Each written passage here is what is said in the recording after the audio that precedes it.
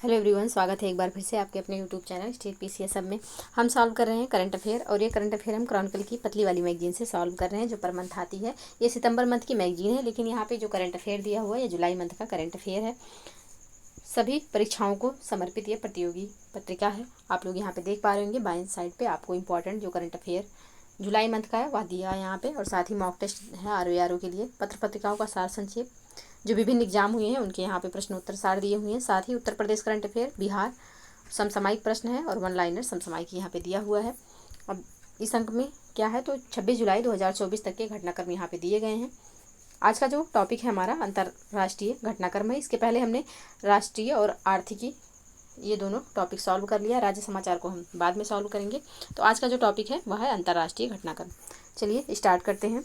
आर्थिकी हमने पढ़ लिया है और ये वीडियो चैनल पे अपलोड है, आपने नहीं देखा है तो जाके देख सकते हैं।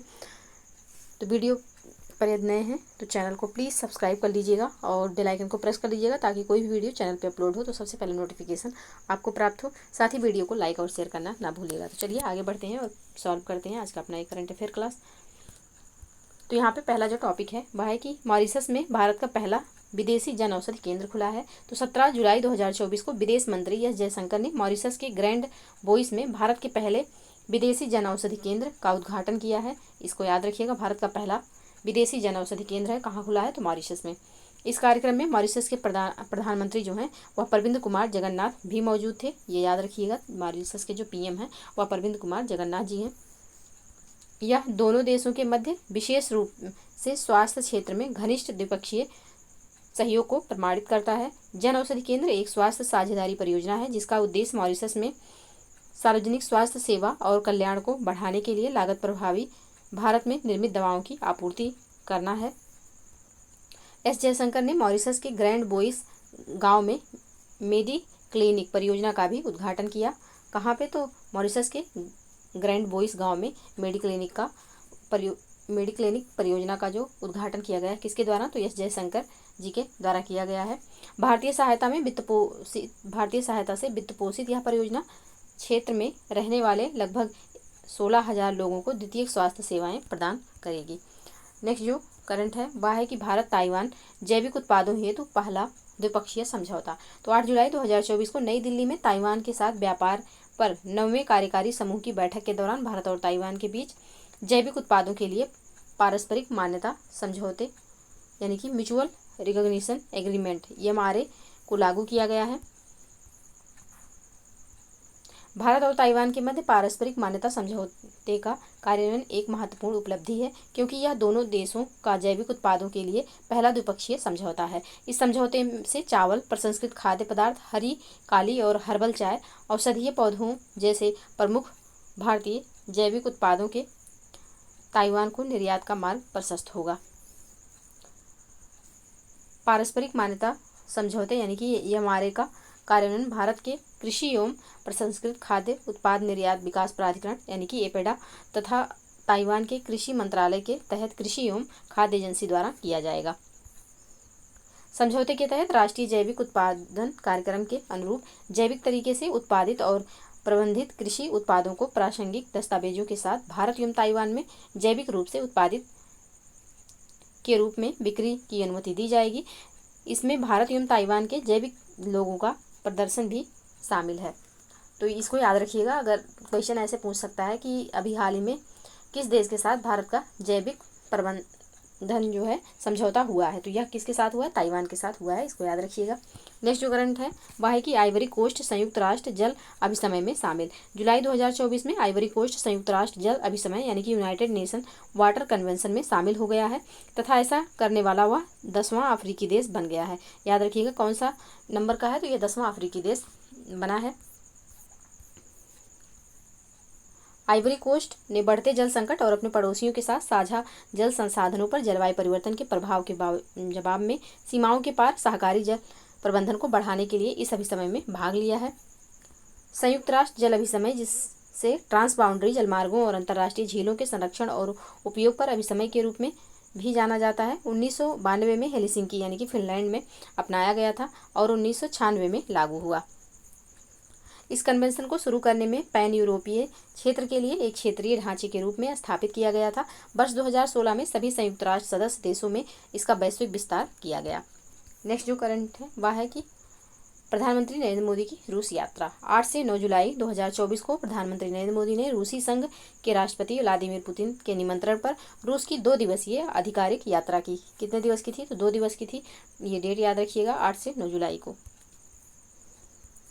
फरवरी 2022 में रूस के यूक्रेन पर आक्रमण के बाद से भारतीय प्रधानमंत्री और रूसी राष्ट्रपति व्लादिमीर पुतिन के बीच यह पहली द्विपक्षीय बैठक है। कब के बाद से? तो फरवरी 2022 के बाद से यह पहली द्विपक्षीय बैठक है।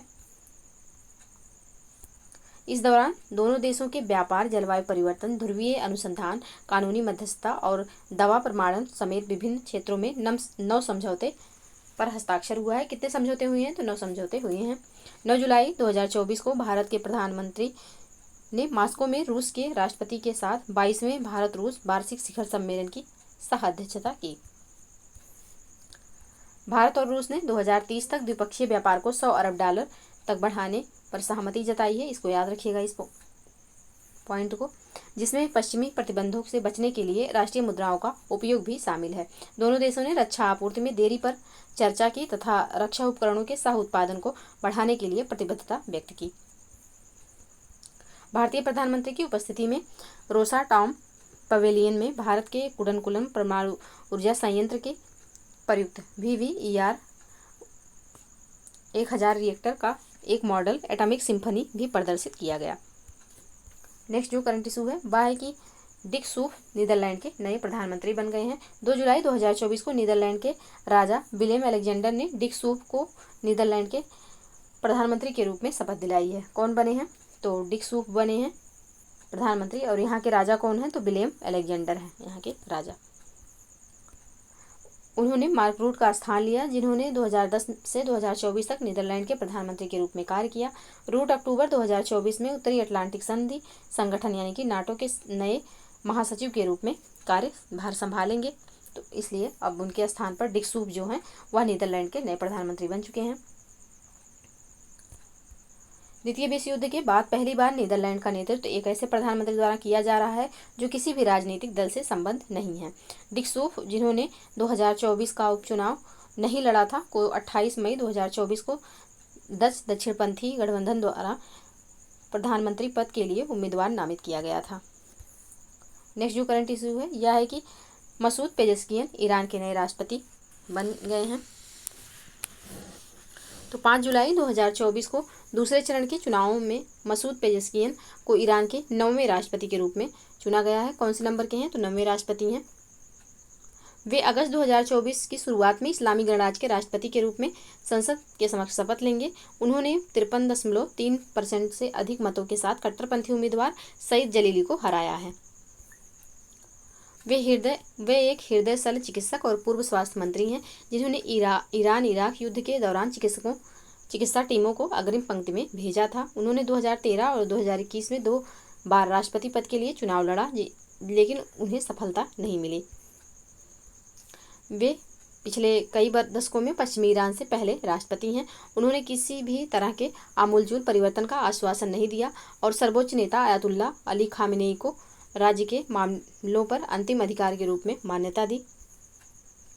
उल्लेखनीय है कि ईरान में राष्ट्रपति राष्ट्र प्रमुख नहीं होता है, बल्कि इस संबंध में अंतिम प्राधिकार सर्वोच्च नेता यानी कि सुप्रीम लीडर जो कि अली खामेनेई हैं के पास होता है। पिछले 35 वर्षों में आयतुल्ला अली खामेनेई ईरान के सुप्रीम लीडर हैं।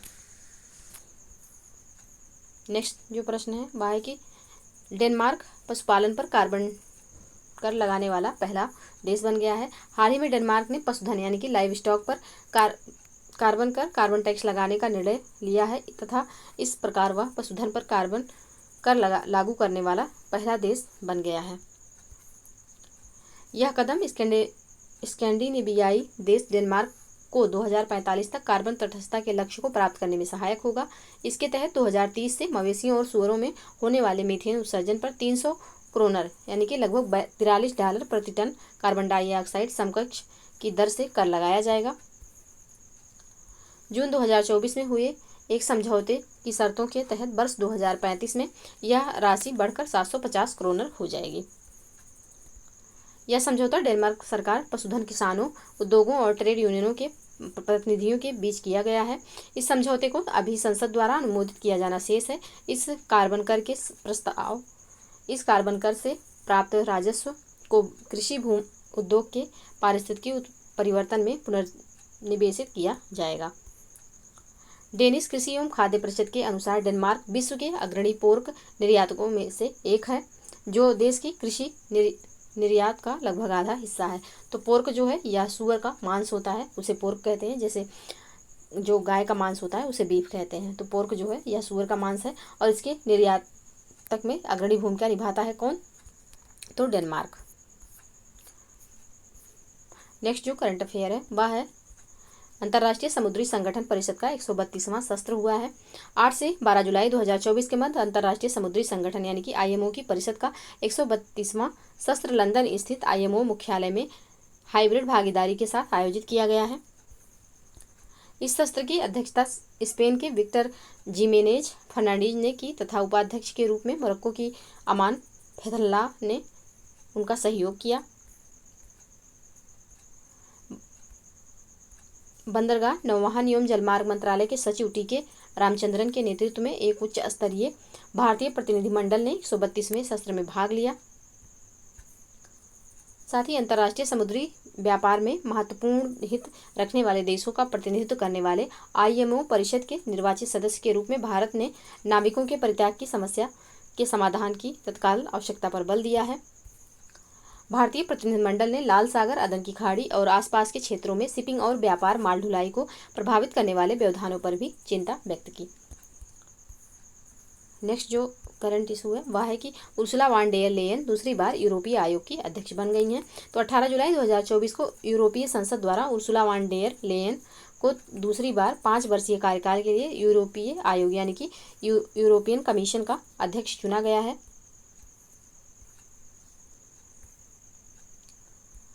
वर्तमान में यूरोपीय संसद के 719 सदस्य हैं। संसद में यह मतदान गुप्त पेपर बैलेट द्वारा किया गया, जिसमें जर्मनी की उर्सुला वान डेर लेयन को 401 वोट मिले, जबकि कुल 284 सदस्यों ने उनके खिलाफ मतदान किया। वहीं 22 वोट अमान्य करार दिए गए। वान डेर लेयन ने यूरोपीय संसद को संबोधित किया और अगले 5 वर्षों के लिए अपनी प्राथमिकताओं को रेखांकित किया है। उन्होंने यूरोपीय ग्रीन डील को जारी रखने का संकल्प लिया, जो उनके पहले कार्यकाल की एक प्रमुख नीति थी। यूरोपीय संघ की संधि यानी कि treaty of the European union के अनुच्छेद 14 में प्रावधान है कि यूरोपीय संघ आयोग के अध्यक्ष का चुनाव करेगा। तो इसलिए वहाँ के आयोग के अध्यक्ष जो है उनका चुनाव किया जाता है। उर्सुला वान डेर लेयन 2019 से आयोग की अध्यक्ष हैं। उल्लेखनीय है कि जून 2024 में पूर्व पुर्तगाली प्रधानमंत्री एंटोनियो कोस्टा को यूरोपीय परिषद यानी कि यूरोपियन काउंसिल का नया अध्यक्ष चुना गया था। नेक्स्ट जो करंट इशू है वह है कि अटल इनोवेशन मिशन यानी कि अटल नवाचार मिशन और बीपो के मध्य आशय पत्र पर हस्ताक्षर। तो 22 जुलाई 2024 को नीति आयोग के अटल नवाचार मिशन तथा विश्व बौद्धिक संपदा संगठन बीपो ने वैश्विक दक्षिण के देशों के लिए नवाचार, उद्यमिता एवं बौद्धिक संपदा हेतु कार्यक्रम विकसित करने की दिशा में एक संयुक्त आशय पत्र पर हस्ताक्षर किए। इस संयुक्त कार्यक्रम के उद्देश्य हैं, यहाँ पे उसके उद्देश्य दिए हुए हैं, देखते हैं। तो अटल नवाचार मिशन के प्रमुख कार्यक्रमों यानी कि ATL और AIC मॉडल को वैश्विक दक्षिण में स्थित देशों तथा संक्रमणशील राष्ट्रों तक ले जाना। इसमें किसी देश की आवश्यकताओं को ध्यान में रखते हुए देश विशिष्ट कार्यक्रमों के आधार पर संरचना निर्माण शामिल होगा। साथ ही विभिन्न हितधारकों, विशेष रूप से भारत के छात्रों, शिक्षकों, नवप्रवर्तकों और उद्यमियों के बीच बौद्धिक संपदा अधिकारों की समझ को बढ़ाना है। नवाचार, रचनात्मकता, बौद्धिक संपदा के प्रशिक्षकों का एक नेटवर्क स्थापित करना तथा लक्षित लाभार्थियों और शिक्षार्थियों को नवाचार और रचनात्मकता के सिद्धांतों से परिचित कराना। वर्ष 2016 के नीति आयोग के तहत स्थापित AIM यानी कि अटल इनोवेशन मिशन देश में नवाचार और उद्यमिता की संस्कृति को बढ़ावा देने के लिए भारत सरकार की प्रमुख पहल है। यानी कि जो अटल इनोवेशन मिशन है कब शुरू की गई थी, तो 2016 में। वर्ष 1967 में स्थापित वीपो यानी कि बौद्धिक संपदा संगठन जो है, वीपो की स्थापना 1967 में एक संयुक्त राष्ट्र 1967 में हुई थी। ये जो है यह यूएन की एक एजेंसी है। इसका मुख्यालय स्विट्जरलैंड के जेनेवा में स्थित है। वर्तमान में वीपो में 193 सदस्य देश शामिल हैं। नेक्स्ट जो करंट इशू है वह है कि 3D प्रिंटिंग द्वारा निर्मित विश्व की पहली इलेक्ट्रिक अब्रा। तो 14 जुलाई 2024 को दुबई सड़क एवं परिवहन प्राधिकरण द्वारा जारी प्रेस विज्ञप्ति के अनुसार दुबई में 3D प्रिंटिंग प्रौद्योगिकी का उपयोग करके निर्मित की गई विश्व की पहली इलेक्ट्रिक अब्रा यानी कि लकड़ी से बनी एक पारंपरिक नाव का परीक्षण संचालन शुरू किया गया है। इसको याद रखिएगा, इलेक्ट्रिक अब्रा है और इसका जो ये है क्या, तो ये पारंपरिक एक नाव है। 20 यात्रियों वाली इस नाव का निर्माण अबू धाबी में अल सीर मरीन कंपनी द्वारा जापान की मित्सुबिशी, जर्मनी की साइमेंस और जर्मनी की ही टार्कीडो सहित कई वैश्विक कंपनियों के सहयोग से किया गया है। अबू धाबी स्थित टासनीफ कंपनी द्वारा सुरक्षा मानकों के अनुपालन को सुनिश्चित करने के लिए इसके विनिर्माण प्रक्रिया की देखरेख की गई है।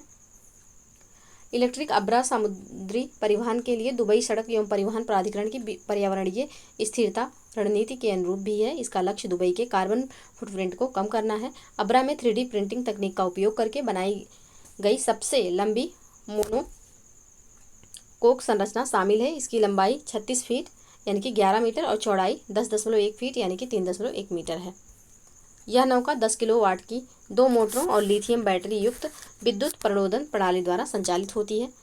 नेक्स्ट जो करंट इशू है वह है कि नई दिल्ली में बिम्स्टेक के विदेश मंत्रियों की दूसरी रिट्रीट।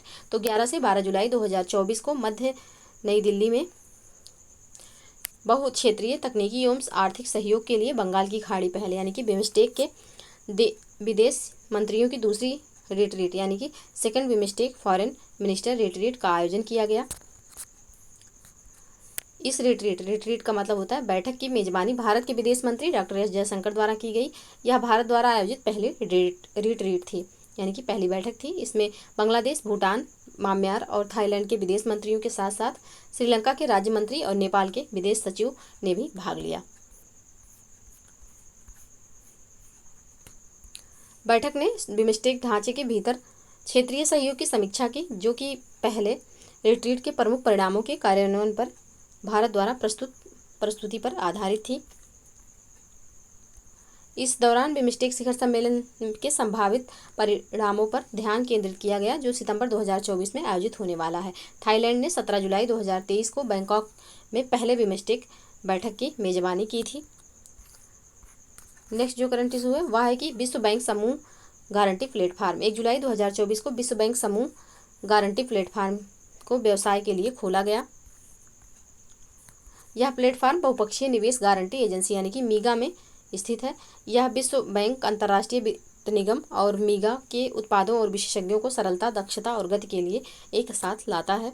साथ ही इसका लक्ष्य जो है 2030 तक विश्व बैंक समूह की वार्षिक गारंटी राशि को बढ़ाकर $20 बिलियन करना है। विश्व बैंक समूह गारंटी सभी विश्व बैंक समूह गारंटी व्यवसाय के लिए वन स्टॉप शॉप के रूप में काम करेगी। यह प्लेटफॉर्म 3 प्रकार की कवरेज प्रदान करेगा। पहला है सार्वजनिक या निजी क्षेत्र को दिए जाने वाले ऋणों के लिए क्रेडिट गारंटी। दूसरा है सार्वजनिक संस्थाओं से जुड़ी व्यापार वित्त परियोजनाओं के लिए व्यापार वित्त गारंटी। और तीसरा है निजी क्षेत्र की परियोजनाओं या सार्वजनिक निजी भागीदारी के लिए गैर वाणिज्यिक जोखिम के लिए जोखिम के विरुद्ध राजनीतिक जोखिम बीमा। नेक्स्ट पॉइंट है विश्व बैंक समूह गारंटी प्लेटफार्म विश्व बैंक समूह के सभी संस्थानों के सभी गारंटी उत्पादों और विशेषज्ञों को मीगा में एकीकृत करता है। यह गारंटी समाधानों की एक सरलीकृत और व्यापक श्रृंखला प्रदान करता है, जिससे ग्राहक अपनी आवश्यकताओं के अनुरूप सर्वोत्तम उपकरण का चयन कर सकते हैं। अब नेक्स्ट जो करंट इशू है यह है कि विश्व की पहली high speed carbon fibre train स्ट्रोबो। चीन ने विश्व की पहली high speed carbon fibre train बनाई है। इसे स्ट्रोबो 1.0 या कार्बन स्टार रैपिड ट्रांजिट के रूप में भी जाना जाता है। 24 जून 2024 को इसका अनावरण चीन के किंगदाओ शहर में किया गया। स्ट्रोबो ट्रेनों में 140 किलोमीटर यानी कि 87 मील प्रति घंटे की अधिकतम गति के साथ डिजाइन किया गया है। ट्रेन निर्माता कंपनी किंगदाओ शिफांग ने बताया कि इस वर्ष के अंत में एक तटीय शहर में इसका परिचालन शुरू हो जाएगा। कार्बन फाइबर एक ऐसी सामग्री है जो इसे पारंपरिक ट्रेनों की तुलना में बहुत हल्का और अधिक ऊर्जा कुशल बनाती है। इससे कार्बन डाइऑक्साइड उत्सर्जन में वार्षिक रूप से लगभग 130 टन की कमी आएगी, जो 40 हेक्टेयर यानी कि 100 एकड़ से अधिक पेड़ लगाने के बराबर है। तो ये रहे करंट अफेयर जो कि संबंधित है अंतर्राष्ट्रीय मुद्दों से, इनको हमने सॉल्व किया। तो आज के लिए बस इतना ही, मिलते हैं नेक्स्ट वीडियो में। तब तक के लिए आप लोग पढ़ते रहिए, स्वस्थ रहिए। जय हिंद, जय भारत।